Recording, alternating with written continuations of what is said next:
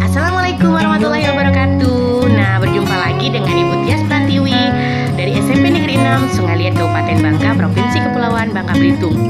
Kalau tadi kalian sudah belajar tentang sistem gerak pada hewan, sekarang kita akan belajar tentang sistem gerak pada tumbuhan.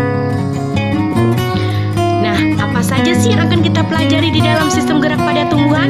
Yang pertama ada gerak endonom, yang kedua gerak higroskopis, yang ketiga gerak osionom. Nah, mari simak video berikut ini. Materi yang akan kita pelajari ini sangat penting agar kamu tahu dan memahami gerak tumbuhan yang ada di sekitarmu, sehingga mendorong kamu untuk mengembangkan teknologi sehingga kamu terinspirasi dari struktur dan fungsi gerak pada tumbuhan. Simak baik-baik videonya ya.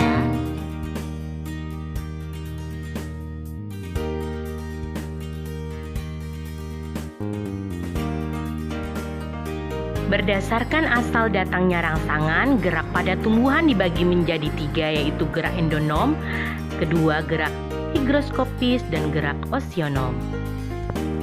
Jika kamu mengamati tumbuhan daun Hydrilla verticillata, kamu akan melihat struktur seperti dinding tembok yang di dalamnya terdapat butiran bulat berwarna hijau. Struktur seperti tembok tersebut merupakan sel daun. Di dalam sel daun tersebut terdapat cairan yang disebut sitoplasma. Di dalam sitoplasma terdapat butiran bulat berwarna hijau yang disebut dengan kloroplas. Jika kamu amati kloroplas tersebut secara cermat, kamu akan melihat kloroplas tersebut bergerak berkeliling atau berotasi di dalam sel yang disebut dengan gerak siklosis. Pergerakan tersebut sebenarnya akibat dari pergerakan atau aliran sitoplasma dalam sel. Gerak ini terjadi secara spontan dan berasal dari dalam sel tumbuhan tersebut. Gerak yang terjadi tersebut akibat rangsangan yang berasal dari dalam sel atau tubuh tumbuhan yang disebut dengan gerak endonom. Selanjutnya, gerak higroskopis. Ketika buah polong-polongan sudah tua, terjadi perubahan kadar air di dalam sel secara tidak merata. Akibatnya terjadi pengerutan bagian buah yang tidak merata. Pengerutan ini membuat buah polong menjadi terbuka.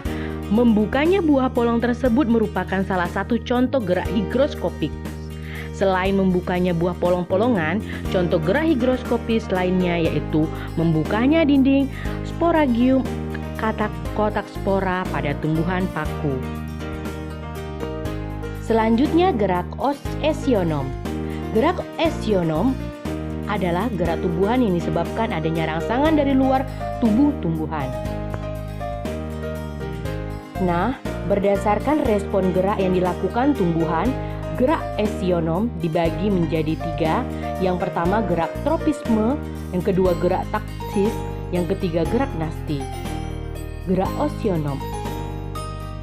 Tropisme, gerak tumbuhan yang arah geraknya dipengaruhi oleh arah datangnya rangsangan.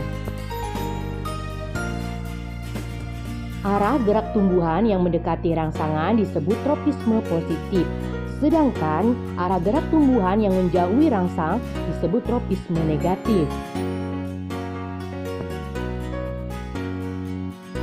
Jenis gerak tropisme yang dipengaruhi oleh rangsangan cahaya disebut dengan gerak fototropisme atau heliotropisme. Tumbuhan yang arah tumbuhnya mendekati sumber cahaya disebut fototropisme positif, sedangkan yang menjauhi cahaya disebut fototropisme negatif. Arah gerak akar dan batang tersebut terjadi karena pengaruh gravitasi bumi. Gerak akar dan batang yang demikian disebut geotropisme atau gravitropisme. Gerak akar menuju ke pusat bumi disebut geotropisme positif, sedangkan gerak batang menjauhi pusat bumi disebut geotropisme negatif. Selain tumbuh menuju pusat bumi, gerak pertumbuhan akar juga dipengaruhi oleh sumber air. Pertumbuhan akar menuju sumber air disebut gerak hidrotropisme.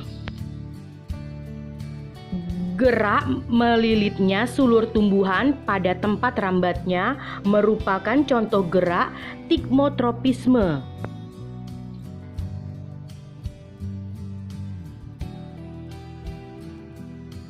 Gerakan bulu serbuk menuju sel telur dipengaruhi oleh zat gula atau zat kimia yang dikeluarkan oleh bekal buah.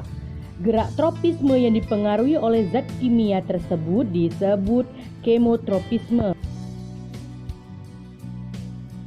Gerak taksis adalah gerak pindah tempat seluruh bagian tumbuhan yang arahnya dipengaruhi oleh sumber rangsangan. Euglena viridis merupakan organisme yang dapat dikelompokkan ke dalam alga atau protista mirip tumbuhan karena memiliki klorofil dan mampu melakukan fotosintesis. Dalam hidupnya, organisme tersebut membutuhkan cahaya. Oleh karena itu, Euglena viridis akan bergerak mendekati sumber cahaya. Namun jika intensitas cahaya terlalu tinggi, Euglena viridis akan berusaha menghindar. Kemampuan berpindahnya Euglena viridis disebabkan karena organisme tersebut memiliki alat gerak berupa flagela dan reseptor cahaya. Pergerakan Euglena viridis ini disebut dengan gerak fototaksis. Contoh gerak taksis lainnya adalah gerakan spermatozoa, tumbuhan lumut dan paku. Tumbuhan lumut dan paku bereproduksi secara seksual akan menghasilkan sel kelamin jantan yang disebut dengan spermatozoid. Spermatozoid mampu bergerak menuju sel kelamin betina yang terdapat pada archegonium akibat tertarik oleh zat gula dan protein tertentu yang dihasilkan oleh archegonium. Pergerakan spermatozoid tersebut merupakan contoh gerak kemotaksis. Gerak kemotaksis adalah gerak taksis tumbuhan yang dipengaruhi oleh rangsangan berupa zat kimia. Selanjutnya ada gerak nasti. Gerak nasti adalah gerak tumbuhan yang tidak dipengaruhi oleh arah datangnya rangsangan. Gerak nasti dapat dibedakan berdasarkan jenis rangsangannya. Gerak pada daun putri malu akibat diberi getaran atau sentuhan disebut dengan seismonasti. Seismonasti adalah gerak nasti tumbuhan yang dipengaruhi oleh getaran atau sentuhan. Pada malam hari, tumbuhan bunga merah dan daun tumbuhan lamtoro akan menutup atau tidur dan akan membuka saat siang hari. Pergerakan daun tumbuhan tersebut akibat adanya rangsangan berupa kondisi siang hari dan malam hari.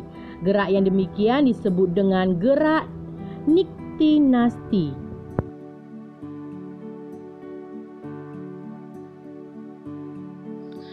Pada umumnya, bunga pukul 4 akan mekar. Mekarnya bunga pukul 4 disebabkan oleh adanya rangsangan cahaya sore hari. Gerak membukanya bunga pukul 4 tersebut disebut dengan gerakan fotonasti.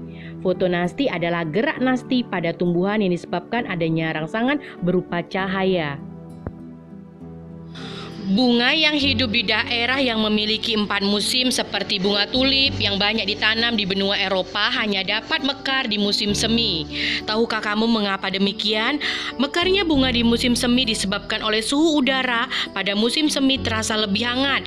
Gerak mekarnya bunga tulip pada musim semi disebut dengan gerak termonasti. Termonasti adalah gerak nasti tumbuhan dipengaruhi oleh rangsangan berupa suhu.